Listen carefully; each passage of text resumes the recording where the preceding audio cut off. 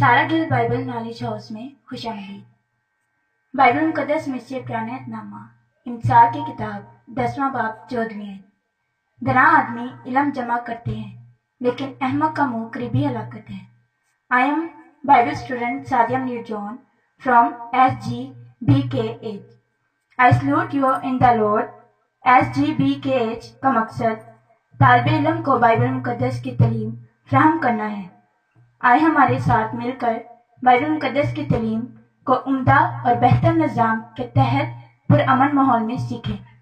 हमारी खिदमत इब्रानी ज़ुबान, अंग्रेज़ी ज़ुबान, उर्दू ज़ुबान, मसीही तरीक़। शुक्रिया। प्रोग्राम सच्ची बातें। सच्ची बात लिखें जब तक लिखते जाएं। जो कुछ बस में है वो तो करते जाएं। अनवान मार तोल। हवाला पहला सलातीन 6 बाब 7वीं आयत। और वो घर जब तमीर हो रहा था तो ऐसे पत्थरों का बनाया गया जो कान पर तैयार किए जाते थे। सो उसकी तामीर के वक्त न मार तोल, न कुल्हाड़ी, न लोहे के किसी औजार की आवाज़ उस घर में सुनाई दी। आमीन। मार तोल हिंदी ज़ुबान का लफ्ज़ है। मायनी हथौड़ा, मूगरी, हथौड़ी। वो लकड़ी का आला जिसे धोबी कपड़े कूटते हैं।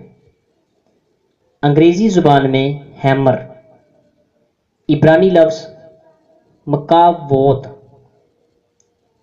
हिंदी लफ्ज़ मार तोल बाइबल मुकद्दस के उर्दू तर्जमे में सिर्फ एक मरतबा आया है।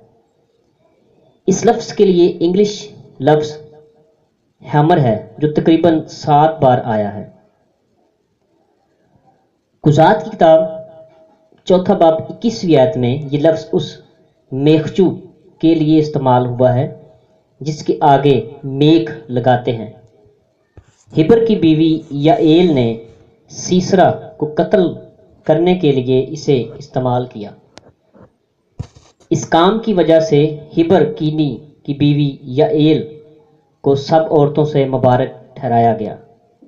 हैकल बनाने के दौरान हथौड़े की आवाज़ सुनाई ना दी।